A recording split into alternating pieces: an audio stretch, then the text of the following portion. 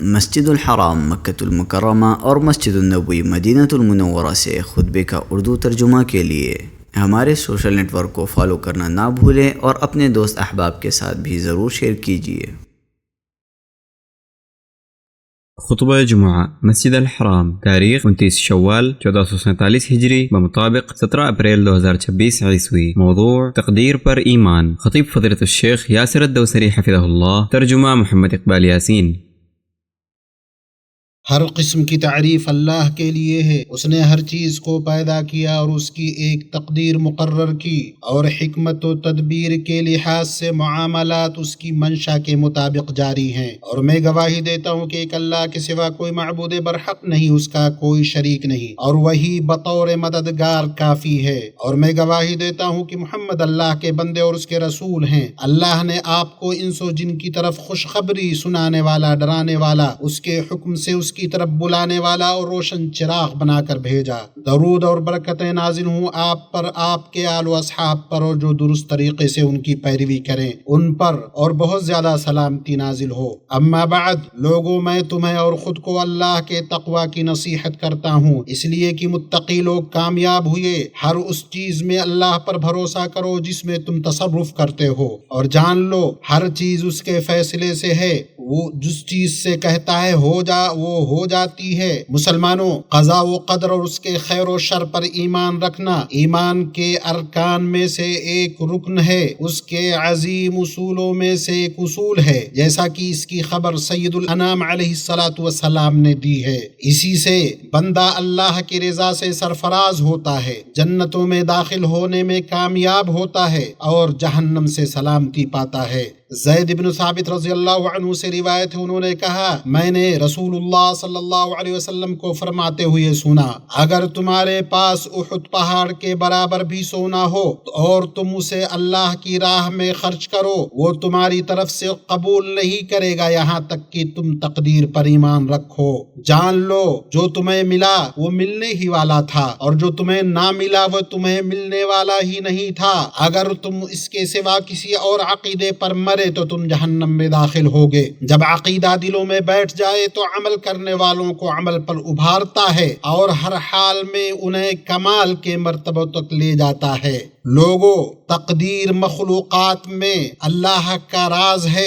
ہر تقدیر جو اللہ نے بنائی ہے اس کی حکمت سے واقع ہونے والی ہے۔ عظیم القدرت اللہ کا فرمان ہے، ہم نے ہر چیز ایک تقدیر کے ساتھ پیدا کی ہے، اور فرمایا اس نے ہر چیز کو پیدا کیا، پھر اس کی ایک تقدیر مقرر کی۔ اللہ ہی پیدا کرنے والا ہے، اسی نے فنا کیا، اسی نے محتاج بنایا، اسی نے بے نیاز کیا، اسی نے مارا اور جلایا، اسی نے گمراہ کیا اور ہدایت دی۔ ہمارے رب نے ہمارے لیے جو ظاہر کیا ہم اس پر ایمان لائے، اور جس کا علم اس نے اپنے پاس رکھ لیا ہم پر اس کی حکمت و غایت مخفی رہی۔ اللہ کے کمال حکمت، اس کی تقدیر کی عظمت، اس کے ملکوت میں اس کی مشیت کے نافذ ہونے اور اس کے حسن تدبیر پر ایمان رکھتے ہوئے ہم نے اسے تسلیم کیا اور اس سے راضی ہوئے، کیونکہ اللہ پاک ہے، ایسا حکیم و علیم ہے کہ جو کچھ وہ کرتا ہے اس بابت اس سے سوال نہیں کیا جا سکتا، اور بقیہ سارے لوگوں سے سوال کیا جائے گا۔ وہی قابل تعریف ہے،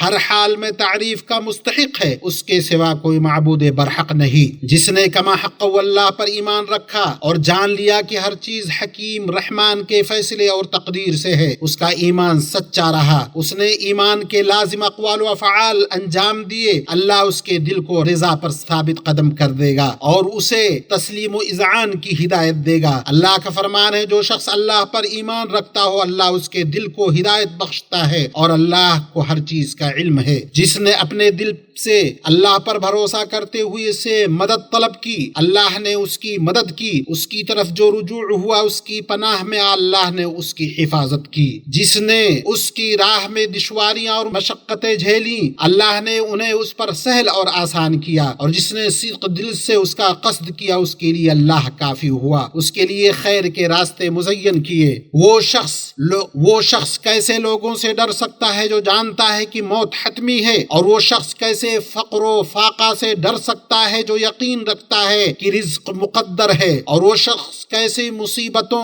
اور تکلیفوں سے ناراض ہو سکتا ہے جو جانتا ہے کہ اللہ ہی وہ ہے جس نے انہیں مقدر کیا ہے۔ وہ شخص کیسے ان کے ثواب اور صلہ کی امید نہیں رکھے گا جو جانتا ہے کہ اللہ ہی وہ ہے جس نے انہیں بھیجا اور ان کی تدبیر کی۔ بندہ جب اس پر ایمان لے آتا ہے تو اللہ تعالی اس پر مصیبتوں اور مشکلات کو آسان کر دیتا۔ اللہ کا فرمان ہے، ایمان والوں کو اللہ پکی بات کے ساتھ مضبوط رکھتا ہے، دنیا کی زندگی میں اور آخرت کی زندگی میں، بلکہ اس سے اسے عظیم اجر و ثواب حاصل ہوتا ہے، جیسا کہ اللہ نے فرمایا، صبر کرنے والوں ہی کو ان کا پورا پورا اجر دیا جاتا ہے۔ اللہ آپ پر رحم کرے۔ جان لو کہ قضاء و قدر پر ایمان کے 4 مراتب ہیں۔ پہلا مرتبہ علم کا ہے، اور یہ کہ اللہ کے ہر چیز پر محیط علم پر ایمان لایا جائے۔ اللہ عز و جل جانتا ہے جو تھا، جو ہونے والا ہے، اور جو ہوگا، اور جو نہیں ہے اگر ہوتا تو کیسا ہوتا۔ اللہ کا فرمان ہے، تم جس حال میں بھی ہوتے ہو، قرآن میں کچھ پڑھتے ہو یا تم لوگ کوئی کام کرتے ہو، جب اس میں مصروف ہوتے ہو تو ہم کو اس سب کی خبر رہتی ہے جب تم اس کام میں مشغول ہوتے ہو۔ دوسرا مرتبہ لکھنے کا مرتبہ، اور یہ کہ ایمان لایا جائے کہ اللہ نے تمام مخلوقات کی تقدیریں لوح محفوظ میں لکھ رکھی ہیں۔ اس نے عمریں، موتیں، روزیاں، اعمال، بدبختی اور خوشبختی، یہ سب کچھ لکھ رکھی ہے۔ عبداللہ بن عمرو بن عاص رضی اللہ عنہ سے روایت ہے، انہوں نے کہا، میں نے رسول اللہ صلی اللہ علیہ وسلم کو فرماتے ہوئے سنا، اللہ نے مخلوقات کی تقدیریں آسمانوں اور زمین کی تخلیق سے 50,000 سال پہلے لکھی ہے۔ اسے مسلم نے روایت کیا ہے۔ تیسرا مرتبہ ارادہ اور مشیت کا ہے، یعنی ایمان لایا جائے کہ اس کائنات میں جو کچھ ہو رہا ہے وہ اللہ کی مشیت کے مطابق ہو رہا ہے۔ اس کے ارادے اور مشیت سے کوئی شاذ و نادر چیز بھی نہیں نکلتی۔ اللہ جو چاہتا ہے وہ ہوتا ہے، جو نہیں چاہتا وہ نہیں ہوتا ہے۔ اللہ کا فرمان ہے، ہرگز کسی کام پر یوں نہ کہنا کہ میں اسے کل کروں گا مگر یہ کہ اللہ چاہے۔ اللہ پر رحم کرے۔ جان لو، تقدیر پر ایمان رکھنے کا مطلب یہ نہیں ہے کہ بندہ اپنے بارے میں یہ گمان کرے کہ وہ اپنے افعال پر مجبور ہے، بلکہ اللہ نے بندے کو مشیت و اختیار دیا ہے، لیکن اس کی مشیت اللہ کی مشیت کے تابع ہے، جیسا کہ اللہ نے فرمایا، اور تم نہ چاہو گے مگر یہ کہ اللہ ہی چاہے، بے شک اللہ تعالی علم والا با حکمت ہے۔ تقدیر پر ایمان رکھنے والا مومن مشروع ذرائع اختیار کرنے میں کوتاہی نہیں برتتا، کیونکہ وہ جانتا ہے کہ اللہ کا قانون نافذ ہونے والا ہے، کہ چیزوں کی تقدیر ان کے اسباب کے ساتھ مربوط ہے۔ قضاء و قدر پر ایمان کا چوتھا مرتبہ یہ ہے کہ تخلیق کا مرتبہ، اور وہ یہ ایمان ہے کہ اللہ تعالی ہر چیز کا پیدا کرنے والا ہے، اس کے سوا کوئی خالق نہیں اور نہ کوئی رب ہے۔ اللہ ہر چیز کو پیدا کرنے والا ہے اور وہی ہر چیز پر نگہبان ہے۔ اللہ کے بندو، اللہ مجھے اور آپ کو قرآن و سنت میں برکتوں سے نوازے، ان میں موجود آیات و حکمت سے مجھے اور آپ کو فائدہ پہنچائے۔ میں وہ کہہ رہا ہوں جو آپ نے سنا، میں اللہ سے اپنے لیے اور تمہارے لیے مغفرت طلب کرتا ہوں، تم بھی اس سے مغفرت طلب کرو، بلا شبہ وہ بڑا بخشنے والا مہربان ہے۔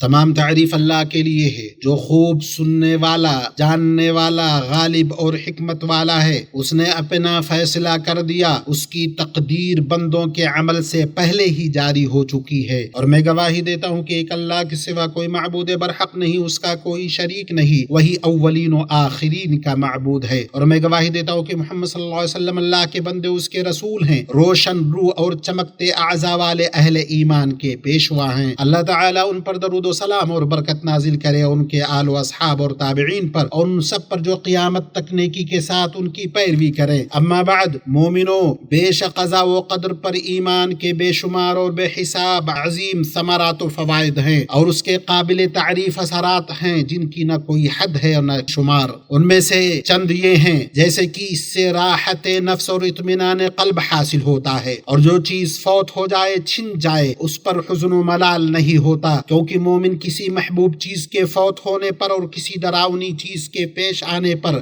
غمگین نہیں ہوتا۔ فرمان الہی ہے تاکہ جو چیز تم سے چھن جائے اس پر افسوس نہ کرو، اور جو کچھ اللہ تمہیں عطا کرے اس پر نہ اتراؤ۔ پس جس نے یہ جان لیا کہ ہر چیز اللہ کے قضاء و قدر سے ہوتی ہے، اس پر مشقتیں برداشت کرنا آسان ہو جاتا ہے، اور اپنے نفس کو مصیبتوں پر صبر کرنے کا عادی بنا لیتا ہے، پھر وہی کہتا ہے، وہی کرتا ہے جو رب کائنات کو راضی کرنے والا ہو۔ فرمان الہی وہ لوگ ہیں جب انہیں کوئی مصیبت پہنچتی ہے تو کہتے ہیں انا للہ و انا الیہ راجعون، بے شک ہم اللہ ہی کے لیے ہیں، ہم اسی کی طرف لوٹ کر جانے والے ہیں۔ اور قضاء و قدر پر ایمان کے ثمرات میں سے یہ بھی ہے کہ بندہ اللہ کے حکم کے سامنے جھک جائے، اسے پوری طرح تسلیم کر لے، اور یہ جان لے کہ اس کے مولا نے جو کچھ اس کے لیے چنا ہے اسی میں بھلائی ہے۔ اللہ کا فرمان ہے، ہو سکتا ہے جو تم کسی چیز کو ناپسند کرو حالانکہ وہ تمہارے لیے بہتر ہو، اور ہو سکتا ہے تم کسی چیز کو پسند کرو حالانکہ وہ تمہارے لیے بری ہو۔ عمر بن الخطاب رضی اللہ عنہ نے فرمایا، مجھے اس کی کوئی پرواہ نہیں کہ میں پسندیدہ حال میں صبح کرتا ہوں یا ناپسندیدہ حال میں، کیونکہ میں نہیں جانتا کہ بھلائی اس چیز میں ہے جسے میں پسند کرتا ہوں یا اس چیز میں جسے میں ناپسند کرتا ہوں۔ اور اس ایمان کے ثمرات میں سے یہ بھی ہے کہ اللہ تعالیٰ کے تقدیروں پر قناعت اور رضامندی، ساتھ ہی جائز اسباب کو اختیار کرنا۔ ابو ہریرہ رضی اللہ عنہ سے روایت ہے کہ رسول اللہ صلی اللہ علیہ وسلم نے فرمایا، اللہ نے تمہارے حصے میں جو رکھ دیا ہے اس پر راضی ہو جاؤ، تم لوگوں میں سب سے زیادہ غنی و بے نیاز ہو جاؤ گے۔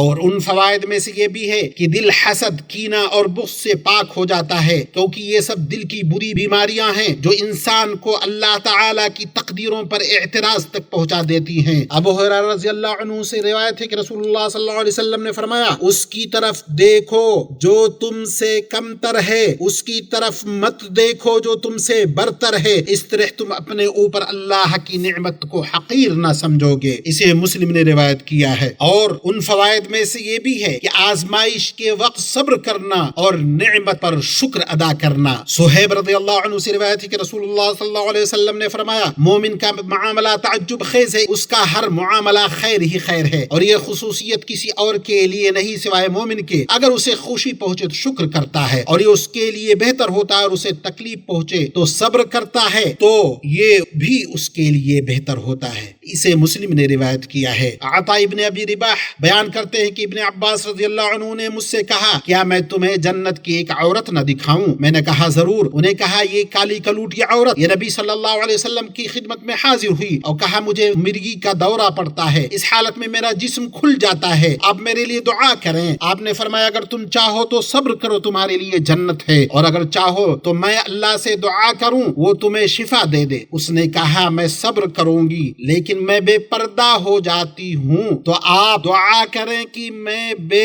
پردہ نہ ہو جاؤں۔ چنانچہ آپ صلی اللہ علیہ وسلم نے اس کے لیے دعا فرمائی۔ اسے بخاری اور مسلم نے روایت کیا ہے۔ ایمانی بھائیوں، جو حقائق ابھی بیان ہوئے وہ ان عظیم ترین امور میں سے ہیں جو اہل ایمان کو سخت ترین پریشانیوں اور بڑے بڑے حادثات کے وقت ثابت قدم رکھتے ہیں۔ اللہ علام الغیوب کا فرمان ہے، کہہ دیجئے ہمیں ہرگز کوئی چیز نہیں پہنچ سکتی مگر وہی جو اللہ نے ہمارے لیے لکھ دی ہے، وہی ہمارا کارساز ہے، اور اہل ایمان کو اللہ پر ہی بھروسہ کرنا چاہیے۔ اللہ کے بندو، اللہ کا تقوی اختیار کرو، ان لوگوں میں سے بن جاؤ جنہیں جب آزمائش پہنچتی ہے تو صبر کرتے ہیں، جب نعمت ملتی ہے تو شکر ادا کرتے ہیں، جب گناہ سرزد ہو جاتا ہے استغفار کرتے ہیں۔ اس طرح تم دونوں جہانوں میں سعادت، نجات اور کامیابی سے سرفراز ہوگے۔ اتنی بات ہوئی اور تمام مخلوقات میں چنیدہ اور سید الانبیاء والمرسلین پر درود و سلام بھیجو، جیسا کہ اللہ عز و جل نے تمہیں اس کا حکم دیا ہے۔ بے شک اللہ اور اس کے فرشتے اس نبی پر درود بھیجتے ہیں۔ اے ایمان والو، تم بھی ان پر درود و سلام بھیجو۔ اے اللہ درود و سلام اور برکت نازل کر رسول امین پر، ان کے پاک و پاک باز اہل خانہ پر، ان کی بیویوں امہات المؤمنین پر۔ اے اللہ چاروں خلفائے راشدین ابو بکر، عمر، عثمان و علی سے تمام صحابہ کرام، تابعین اور قیامت تک ان کے پیروکاروں پہ راضی ہو جائے، اور ان کے ساتھ ہم سے بھی راضی ہو جائے اپنے عفو و کرم سے اور احسان سے، اے اکرم الاکرمین۔ اے اللہ اسلام اور مسلمانوں کو غلبہ عطا فرما، دین کے قلعہ کی حفاظت کر، اپنے دین، اپنی کتاب، اپنے نبی صلی اللہ علیہ وسلم کی سنت اور اپنے مومن بندوں کی مدد فرما،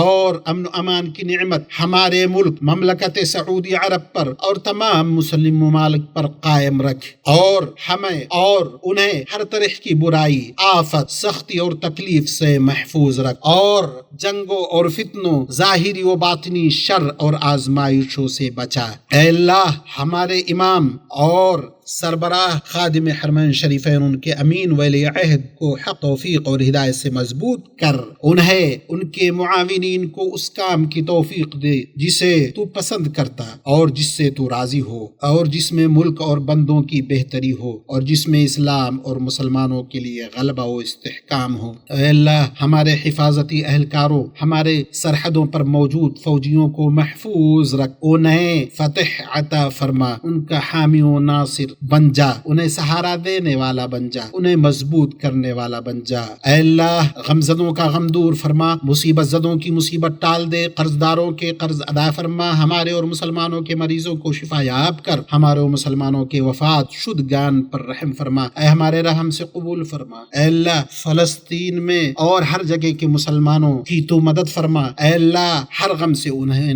نجات دے دے، انہیں ہر مصیبت سے چھٹکارا دلا دے۔ اے اللہ ہم سے قبول فرما، بے شک تو ہی خوب سننے والا ہے۔ اے اللہ ہماری توبہ قبول فرما۔ سبحان ربک رب العزت عما یصفون وسلام علی المرسلین والحمد للہ رب العالمین۔